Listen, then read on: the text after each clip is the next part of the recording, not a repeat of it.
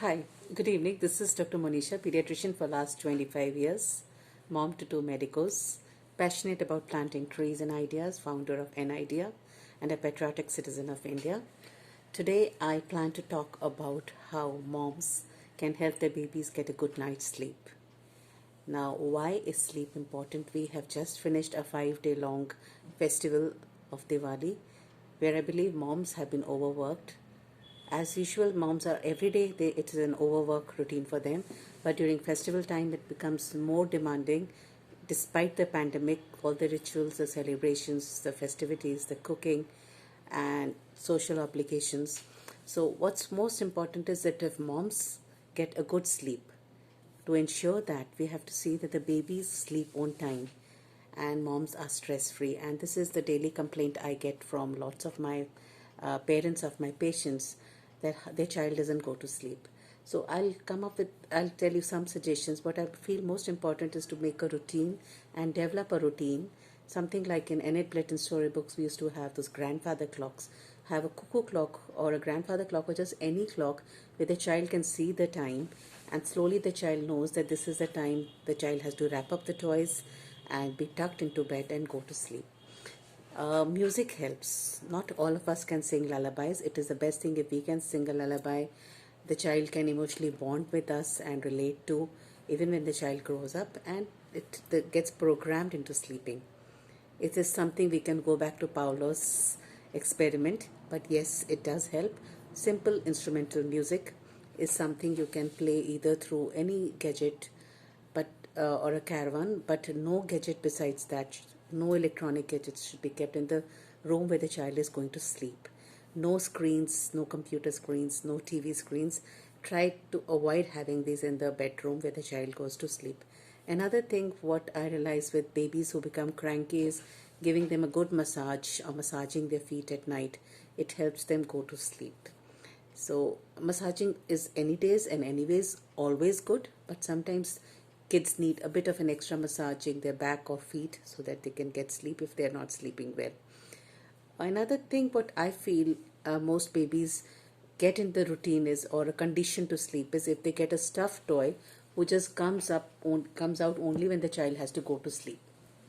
So something like a stuffed toy, the child knows that this baby now has to go to sleep and will be taken to bed. So that helps the child get programmed that now is a bedtime and he's safe and secure cuddling to a toy. Especially another thing with what working mothers have a problem is that when they have to go for work and the child will wake up as soon as they leave. So what I used to find very helpful was, if a pillow, you have any pillow, something you can tie a scarf or your chunni around it, because the baby is sensitive to the smell of the mother. So even if you leave, your smell will be there on the pillow with the scarf or the chunni and will help a child get some good sleep. So, besides that, develop with older kids, develop a routine of maybe brushing teeth along with them, so that they know that now that they have brushed their teeth, they have gone to the toilet, it is time for them to go to sleep. Avoid giving them any drinks, be it milk or coffee, no caffeinated drinks per se for children, no juices, no carbohydrates, 2 hours at least before they have to, it's their bedtime. So, avoiding carbohydrates at night, avoiding caffeinated drinks is very important, and no drinks at least 2 hours before, and just going to the toilet. All of this helps set the routine for them. For older kids, they can get in the habit of writing a diary. Take 5 minutes to write their diary and to make a to-do list of what they need to do the next day, and pack off their toys. So this is a part of setting the routine. Now, most important, why kids do not go to sleep when the mother is feeling tired and fatigued is their energy levels are still high, because they have not been able to exercise during the daytime.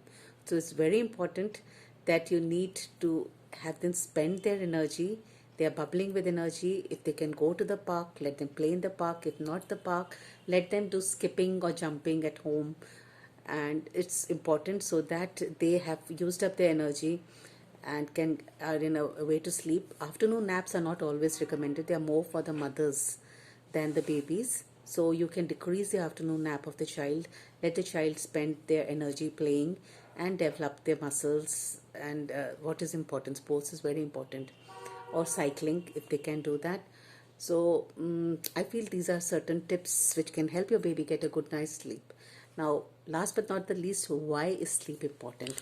Now, sleep is important because there are lots of hormones which are secreted by in the child's body, it's also ours, and these help a child to grow well.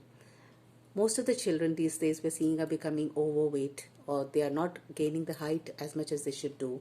They are having temper tantrums, they have appetite problems, either they do not have appetite.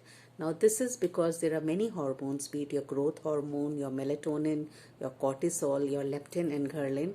These follow the biological clock which is determined by the day and night cycle, and a child will get optimum growth if a child is sleeping at least 3 hours before midnight. So it's something not just for Cinderella but for all children to follow, that it is important that they get this sleep so their hormones can act well and prevent your child from becoming overweight, help your child gain the optimum height, help the child not have any appetite issues, any mental issues, or any risk of diabetes or obesity, or even risk of cancers, which can happen if a child is having decreased sleep. So it's very important, and I hope your child gets a proper sleep, and these tips will help you.